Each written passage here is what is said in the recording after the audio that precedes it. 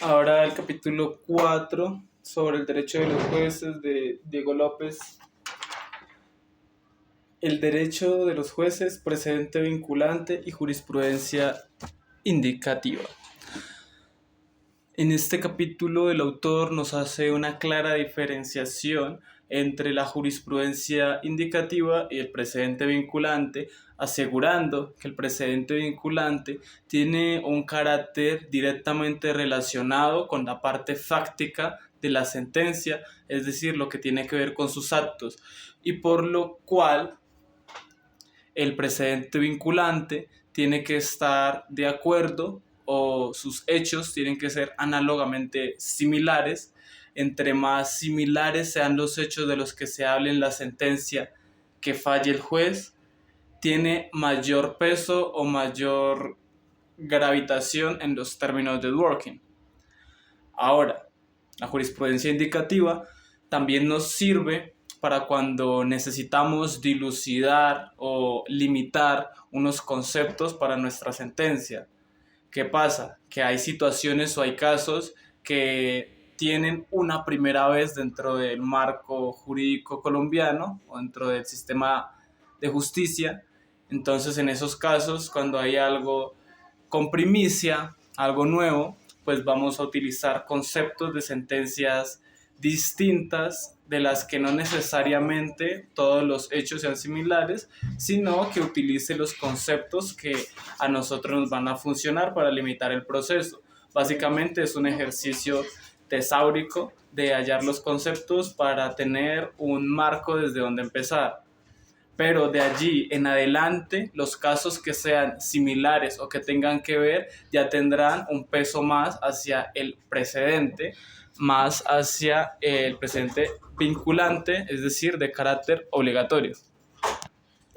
Entonces el autor dice que entre más cerca esté de la analogía precisa, más técnica será entonces la sentencia en la que me fundamente con la sentencia del precedente vinculante. Ahora bien,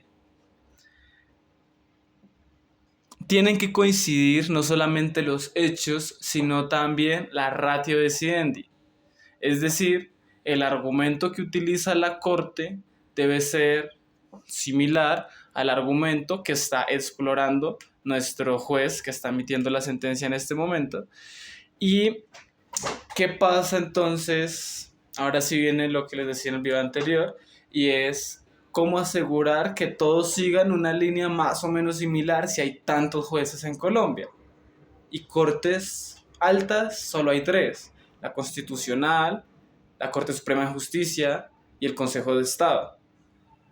¿Qué pasa? Que estas reglas han sido más desde la Corte Constitucional, porque ella ha sido quien ha implementado estas reglas de interpretación y es también quien propone que aunque sean obligatorias los precedentes entre la misma Corte Constitucional horizontalmente, es decir, otros jueces constitucionales, y verticalmente, también deberían tener un grado de concordancia en el marco del principio de la igualdad que tiene la Constitución colombiana entre lo que emite los fallos de la Corte Constitucional y los fallos de la Corte Suprema de Justicia y el Consejo de Estado. ¿Qué pasa? Que ni la Corte Suprema de Justicia, ni el Consejo de Estado, ni la Corte Constitucional citan sentencias entre sí. La que más lo hace es la Corte Suprema de Justicia, que sobre todo cita a la Corte Constitucional. Sin embargo, la Corte Constitucional está casi que hermetizada por sus propios conceptos y su propia jurisprudencia. Ahora, ella misma tiene un mecanismo de control de la jurisprudencia. En veces anteriores, esos mecanismos podían ser la tutela, inclusive, que nos daban situaciones de tutela contra tutela. ¿Qué pasaba? Si yo no estaba de acuerdo con el fallo que había emitido un juez de tutela, pues podía, pidiéndole a la Corte Constitucional o a los jueces superiores, por medio de tutela, que me defendieran mi derecho fundamental a la igualdad, por ejemplo, que me habían violado por el fallo que da el juez al que yo intenté proceder con mi tutela, una tutela anterior ante otra forma de derechos fundamentales. Es decir, no puedo demandar dos veces por lo mismo, pero sí puedo demandar a la sentencia, al proceso, por haber violado otros derechos fundamentales que tengan ya que ver con el proceso. La otra forma de control es la sentencia de reiteración, que es una sentencia que pide a la corte, a la alta corte o a un juez de orden superior al que emitió la sentencia que recibí, para que pueda corregir el desconocimiento doctrinal del juez. Es decir, yo solicito la sentencia de reiteración cuando creo que el juez que profirió mi sentencia no tuvo en cuenta la doctrina probable, que no tuvo en cuenta el precedente vinculante en mi caso, y que por eso, por esa ignorancia, es necesario que un juez de mayor jerarquía se la recuerde, porque a lo mejor no la conoce.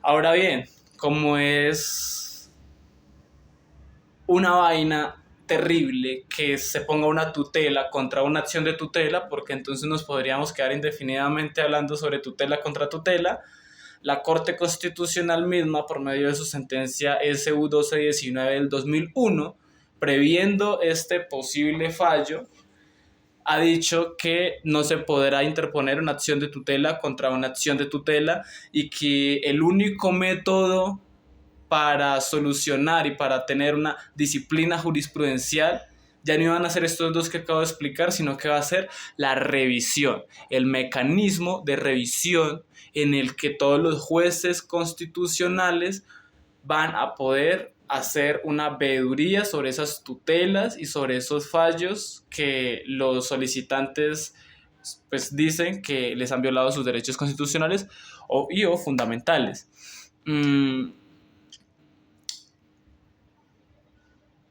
Ya, básicamente eso sería todo. ¿Qué pasa?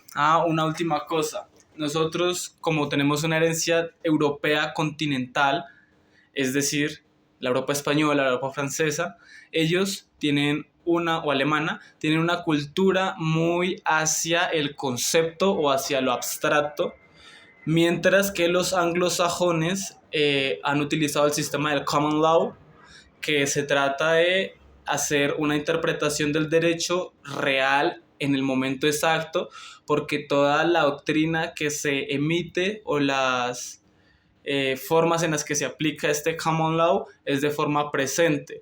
Es decir, no hay como muchas sentencias, sino que es como si fuera una sola sentencia que a medida de que hay casos nuevos, pues se va acoplando a este sistema de reglas o a este sistema de interpretación de las normas.